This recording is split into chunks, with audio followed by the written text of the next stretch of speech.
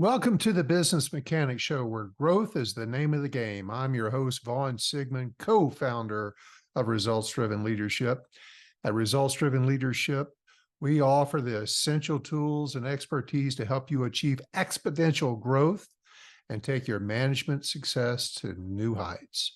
Our expert guidance will empower you to establish a culture of progress and unleash your company's full potential, achieving success at a faster pace.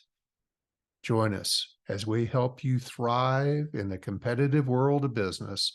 It's time to embrace your company's true potential and achieve the success you deserve. Let us help you make it a reality. Today's show is brought to you by Align. Achieve big goals and achieve them faster. Align is strategic growth management software that will break your revenue glass ceiling and transform your business from startup to scale up. I use Align with my clients, and you should use it too. Click on the Align logo in the show notes and check them out. You'll thank me for it.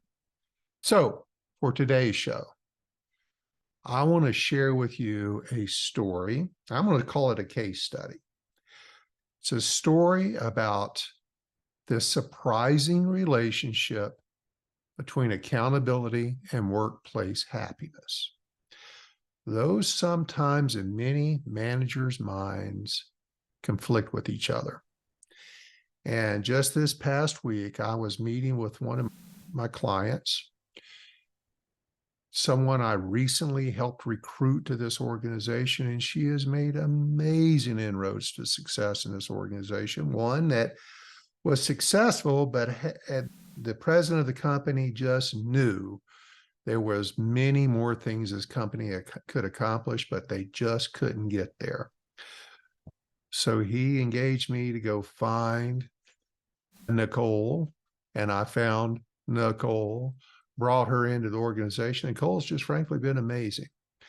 And as I was sitting down and talking with Nicole last week about many things, but we were talking about leadership and what she was doing to make these significant changes within the organization, she started sharing some personal stories with me. And at the end of one of those, I said, Nicole, I'm stealing that story. And in fact, I'm going to turn it into a podcast. I think it is so powerful. So as I share this with you, this is a true story. And Nicole, I won't name the company or the companies involved here, but I thank you for the inspiration to share your story today. You're a truly amazing individual. So as I go through what I find a very eye-opening case study, you're going to find out how high levels of accountability can surprisingly drive employee engagement, along with satisfaction in the workplace. And contrary to traditional beliefs, high levels of accountability can drive employee happiness and engagement. And in Nicole's case study, we're going to delve into her story as a vice president at his insurance company, who was tasked with turning around the worst performing team in the entire organization. But Nicole's approach was atypical. She reversed the traditional belief that too much pressure, too much accountability could lead to burnout and unhappiness for the employees. Instead, she implemented more accountability and transparency within the team. And I'm going to give you much more details on that. And the result of her putting additional pressure and accountability, setting high expectations, being very transparent about it, the result was a happier, more engaged workforce, who, by the way, delivered far higher results for the organization. This was a big organization. So today I'm going to help you discover how Nicole faced the challenging situation of an underperforming team that she didn't ask for. She was voluntold for. how she identified and addressed the issues, and the surprising results that were achieved. And I want you all listening to this podcast today to learn from her experience, become more bold with her experience, and be inspired by her experience, and explore how you can use accountability to promote workplace happiness and drive improved engagement and productivity within your team, within your organization. So here was the challenge. Nicole discovered, as she entered and was assigned this team, as she started spending time with them, she discovered a team that was plagued by laziness. They were plagued, drugged down by ineffective processes. They lacked urgency. And in fact, they're most companies, most managers' worst nightmare. These employees were disengaged. They were unhappy. They complained about everything. They didn't like each other. They didn't like the employer, but yet they had been there for a very long time. In fact, this group of employees were fairly tenured. And as part of all this, they were charged with mandatory overtime. They all were expected to put in mandatory overtime, and not surprisingly, this mandatory overtime was a major source of discontent, despite that the amount of work justified it. See, Nicole had been around. She knew how much could get done. And this group had no more work to do than others she had worked with. But somehow this group couldn't get it done in just 40 hours. So the person before her solved it in his way. Says, okay, everybody's going to work 10 extra hours a week. We're going to work mandatory overtime because we can't get it done in 40. Sounds a little crazy that the company accepted this. But let's find out how Nicole navigated these challenges and created this happy, engaged, productive team. As Nicole was connecting with her new team, she discovered that this group of employees had become disengaged, and this very popular new term, quietly quit. And she had also recognized one of my favorite terms. She recognized that Parkinson's law was firmly in place. And if you're not familiar with Parkinson's law, it simply states that the job was expanding to the time allotted. Let that sink in for a minute. Parkinson's law is that the job expands to the time allotted. Let's start right there, she decided.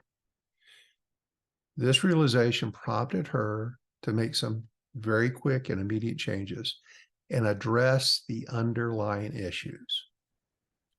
She decided to end all mandatory overtime. You're unhappy with it, mandatory overtime? It's over. No more overtime. However, she set the expectation that all the work had to be done in 40 hours. So you don't want overtime, not going to make you work it, but you got to get your work done in 40 hours. That is Parkinson's law. She has now set the standard for amount of time that her team had to achieve the work expectations, to get their work completed. And then she went about holding her employees accountable.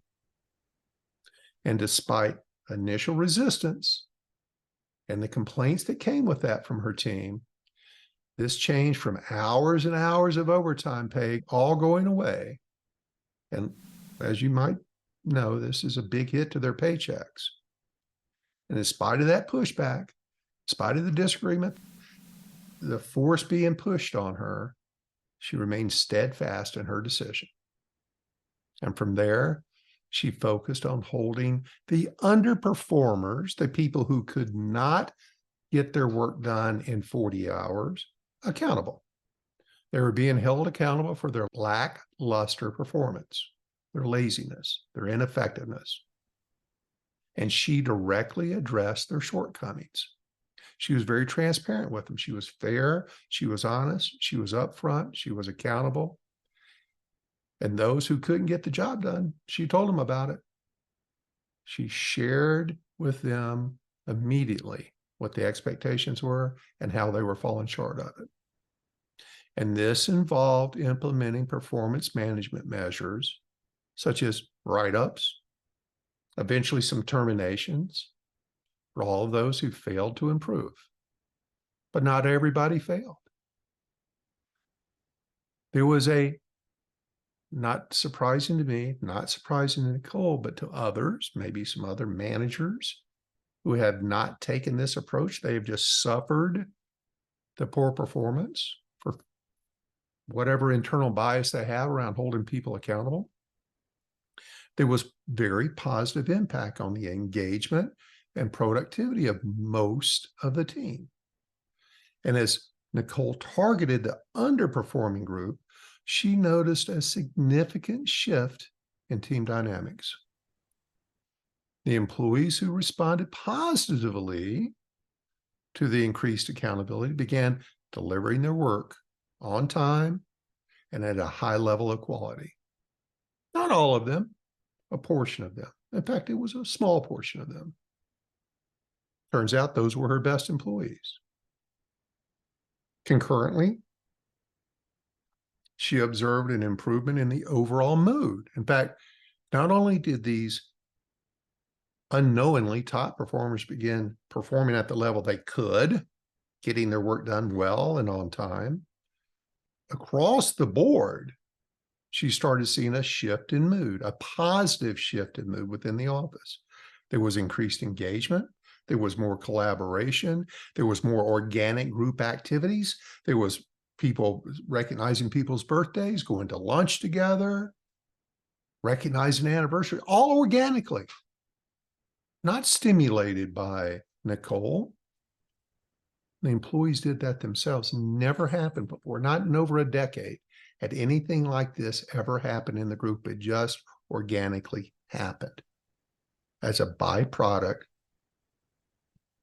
of this accountability.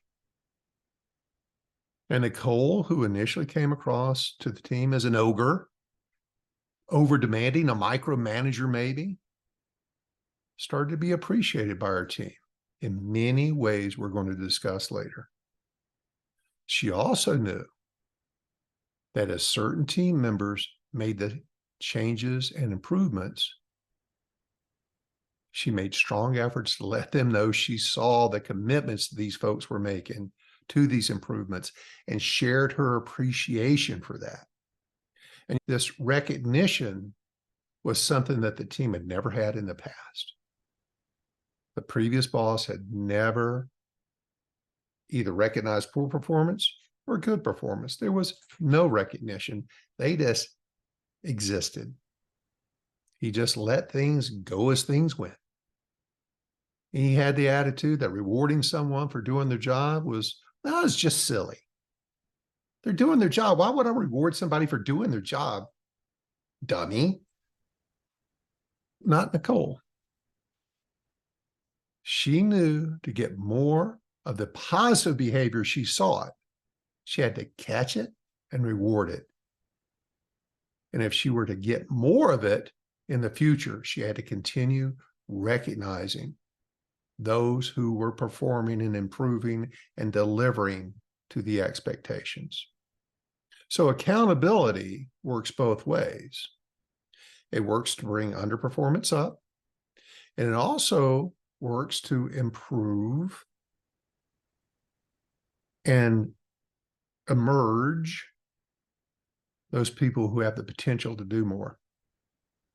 And we're going to talk about why they weren't doing more in a minute. She gave pats on the back. She put in place an above and beyond recognition program with certificates of achievement and trophies that recognize employees. Little trophies they could put on their desk so they could remember and other people could see that this person was doing a significantly better job than others. But at the same time, she was dealing with resistance. Because some of these team members, they, of course, as I just explained, responded very positively, but there was others that were not. They refused to adapt. And she recognized those people as well.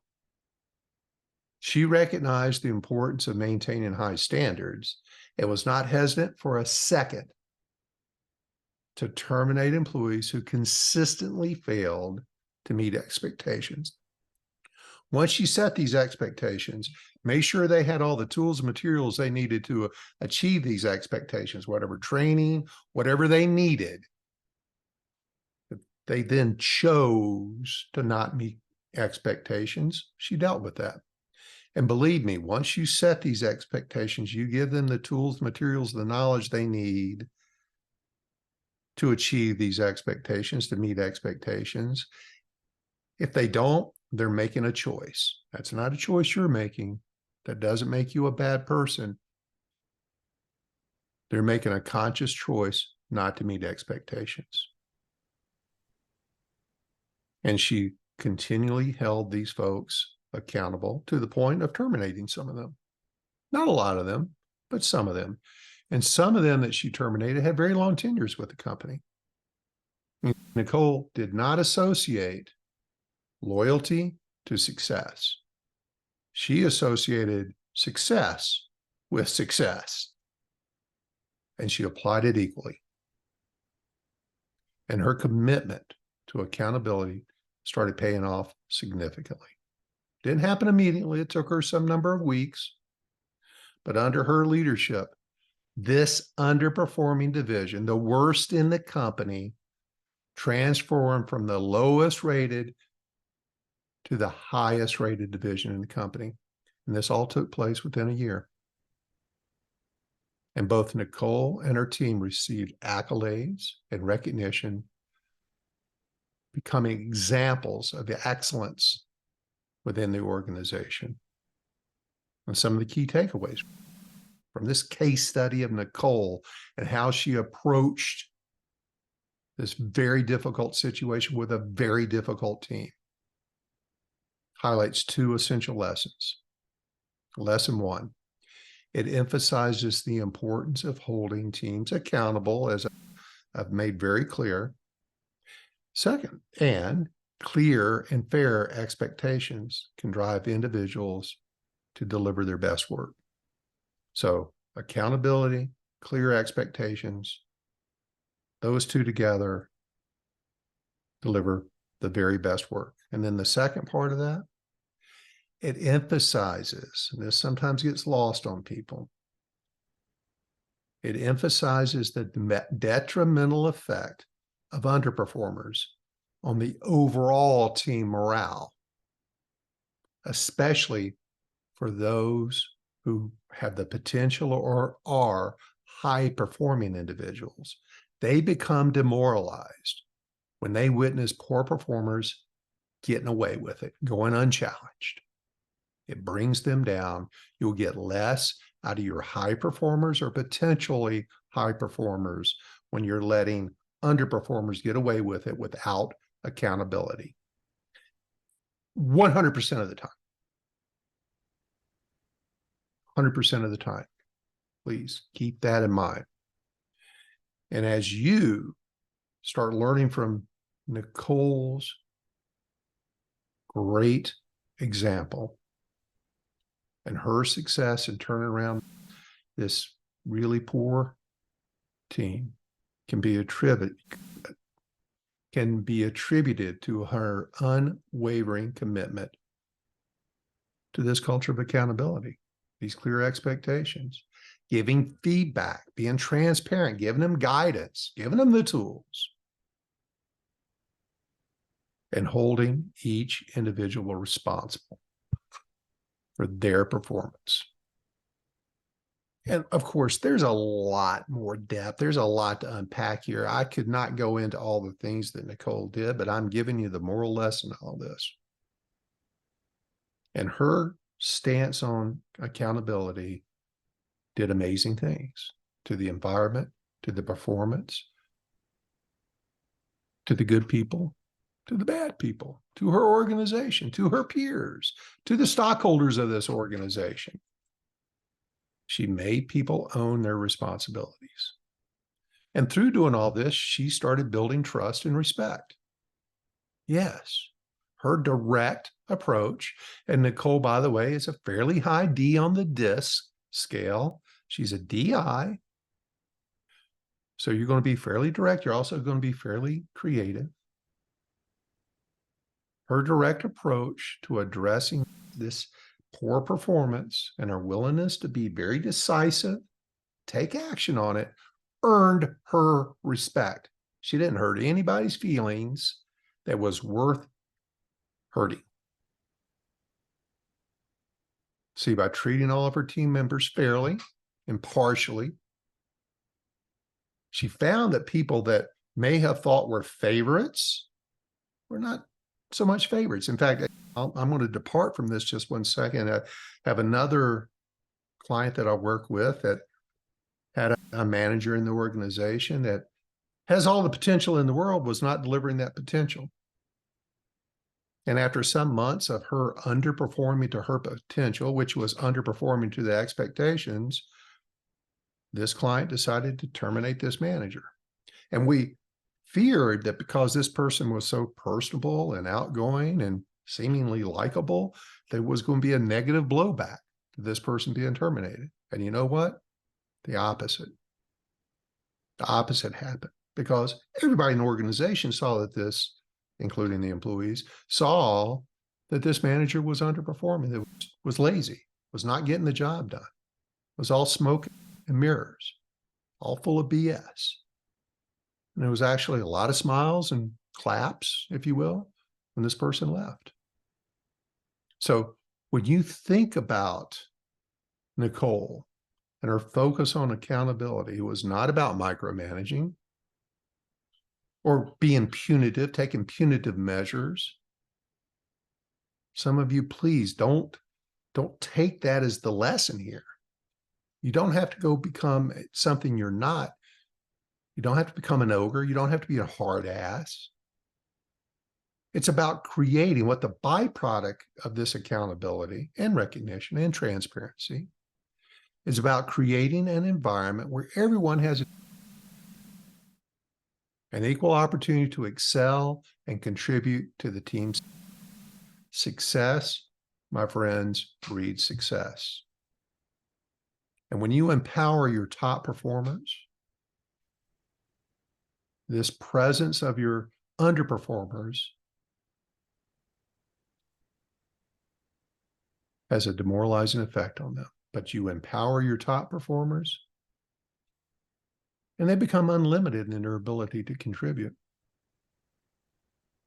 And her actions to address this underperformance improve the entire team's performance without firing a shot at them. She didn't have to write up the whole team.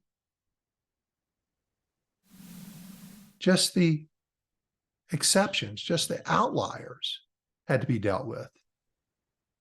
And the ones that were performing at or above expectation, they got recognized for it. She showed how much she valued and appreciated them, even for just doing their job. And they know that Nicole saw that. She pointed out to them, she thanked them. She expressed to them how valuable they were to not only her, but to the organization, how fortunate she felt to have them on the team.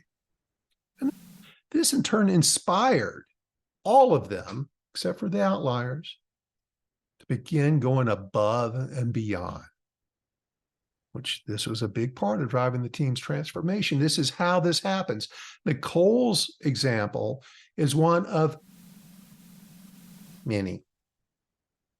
It's not an exception. This is the norm. But if you are not following Nicole's example and you have a team that is not meeting its potential, is underperforming, constantly late, missing goals, being nice, being light is going to hold you back. And honestly, being as direct and transparent and demanding as Nicole, setting her standards and then being unwavering to those standards, by some may seem harsh, but it's not. It's inspirational. And while Nicole's approach received positive feedback from her team members, of course, there were individuals who resisted, and those she dealt with. But she stuck to her guns. And some of them began to recognize the benefits of this accountability. And they came around. The ones that were a little on the edge, a little on the periphery, they came around. But those who chose to not improve, Nicole dealt with. Her success in transforming this underperforming team did not stop with immediate results. It continued. It started creating continuous improvement and ongoing accountability and self-accountability. She encouraged open communication. She solicited feedback. She collaborated with her team. She had regular reviews with her, group reviews around processes to identify areas for refinement, to get better. She collaborated and empowered the team. She brought them into the pool of collected knowledge of how we all get better. She tapped into all that knowledge and experience. And her team continued to strive and deliver exceptional results. And Nicole's remarkable achievement with this underperforming team had a broader impact on the organization. In fact, her success story became a source of inspiration and a benchmark for other teams in the organization. This drove a shift in mindset in many other teams within this multi-billion-dollar organization around embracing accountability, striving for excellence. In fact, Nicole was asked to make a speech at the company's annual meeting and share her journey and the importance of accountability. That is how dramatic this was within this very large organization. It was remarkable. And her team's achievements were celebrated in many different and various recognition programs. And it spread beyond their immediate division. In fact, there was other vice presidents who were inspired by Nicole's success. And they too started adopting Nicole's approach and following her lead. They followed suit. They became brave. They became inspirations. They faced difficult situations and difficult people, knowing that if they did not, they were going to be average. I don't think anybody listening to this podcast wants to be average. You're listening to this podcast for professional development, for improvement. And this is one of the key ways as a leader of your organization, of your team, of your company. It's one of the key ways, if not one of the most important ways, you are going to achieve higher levels of success. These best practices, her story, is a very valuable case study.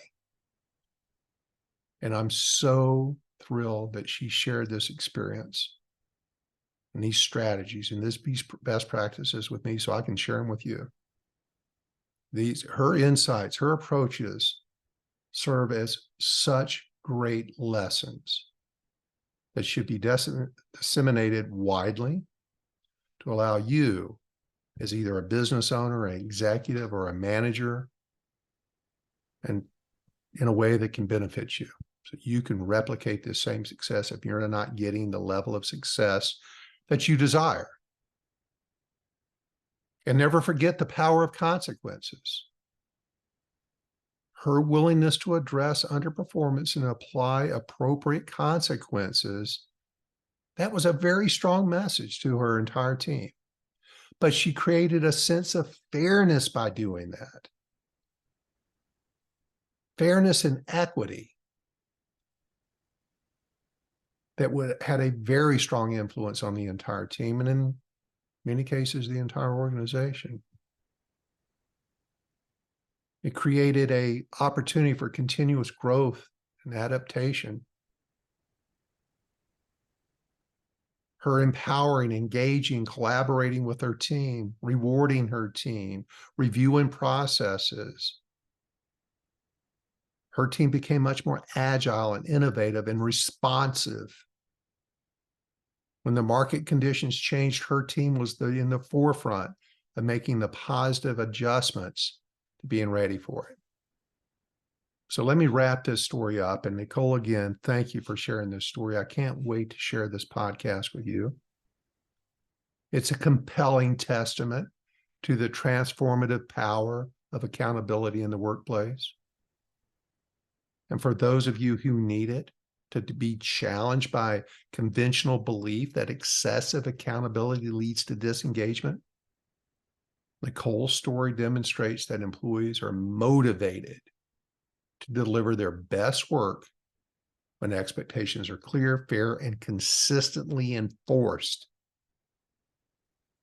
Take a lead from her leadership of how she achieved these amazing results and fostered a sense of happiness and pride within her team. And ultimately positioning her and them, by the way, them as a shining example of success within the organization.